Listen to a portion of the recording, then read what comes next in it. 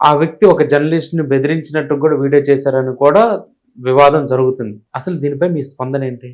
ఒకప్పుడు పాట ఉండేది. ఘంటసాల గారు పాడారు. హ్మ్. సంగీతానికి దేవుడు లెక్క ఆయన. అవును. ఏం తెలుసా? హ్మ్. చకచకలాడే పిరుదులు దాటి జడను చూస్తే చలాకి ముద్దు. హ్మ్. సో అది పర్లేదు. పర్లేదు. అదే అర్థం ఇంకోటి కూడా. అవును. అవును. ఓకే. జీ అనే పదానికి అదే అర్థం. అవును. కానీ ఇది బూత్. హ్మ్. ఇది పర్లేదు. పర్లేదు. హ్మ్. అంటే దాన్ని ఒక చెడు కోణంలో చూసేది, మేబీ ఇది మంచి కోణంలో చూసేది ఎలా అయినా అనుకోవచ్చు. హ్మ్. ప్రకృతి వికృతి అని చిన్నప్పుడు చదువుతూ అవును. ఉంటాం మనం. సో ఆ వికృతిలో ఇంకా దారుణమైన వికృతి అనమాట. ఒక ఎబ్బెట్టు ఫీలింగ్తో దాన్ని చూడడం అనేది బూత్. సరే దాని డెఫినేషన్ వదిలేయండి. అందరికీ తెలిసి ఏవి బూత్లో అవును. ఏవి చేసుకోవచ్చు. కానీ బూత్ని కూడా చక్కగా పాలిష్డ్గా చెప్తే పెద్ద ప్రాబ్లం ఉండకపోవచ్చు. హ్మ్.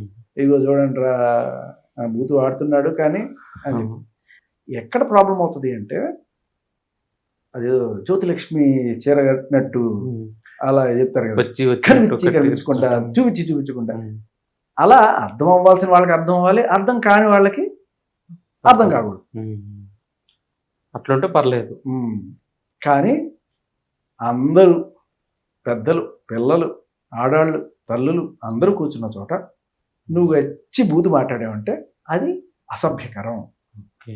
అది అండ్ నువ్వు సరే అది పొరపాటున చేసింది కాదు, కావాలని డెలిబరేట్గా చేసింది. అవును.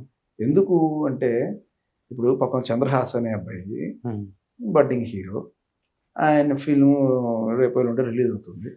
మరి ఆ సినిమాకి ప్రమోషన్ చేయండి రా బాబు అంటే నువ్వు చేస్తావా? అడుగుతావు, మాకేంటి. ఓకే. సో హీరోయిన్ వస్తుందా, మేము కూర్చోబెట్టి ఇంటర్వ్యూ చేస్తాం, మాకు వ్యూస్ వస్తాయి. హీరో వస్తారా, మాకు ఏమన్నా వస్తే పెద్దవాళ్ళు వస్తే ఇంటర్వ్యూ చేస్తాం. అంతేగాని మీ సినిమాకి మేము ఎందుకు డబ్బా కొట్టాలనుకుంటాం. ఇవాళ నువ్వు నేను కూర్చొని ఆ సినిమా గురించి మాట్లాడుతున్నావు అంటే దాని అర్థం ఏంటి? ఏదో ఒక కాంట్రవర్సీ క్రియేట్ చేయాలి. సో మందు కన్నా విషయం తొందరగా పనిచేస్తుంది. ఆ రకంగా మనోడు ఆ రెండో మార్గాన్ని ఎంచుకున్నాడు. చిన్నతనంలోనే ఇన్ని తెలివితేటలు పుణికిపుచ్చుకున్నాడు. ఇది ఇప్పుడే కాదు, మనం ఏదేవరకొండ కూడా ఏం మాట్లాడుతున్నావురా మాదాపూర్ అన్నాడా? అప్పుడు కూడా జనాలు ఊగిపోయారు. ఆయన అసలు యూత్ ఐకన్. యూత్ బూత్ మాట్లాడితే యూత్ ఐకన్. ఇక్కడ ఏంటంటే చేతగానితనం, నిజంగా చెప్పాలంటే చేతగానితనం.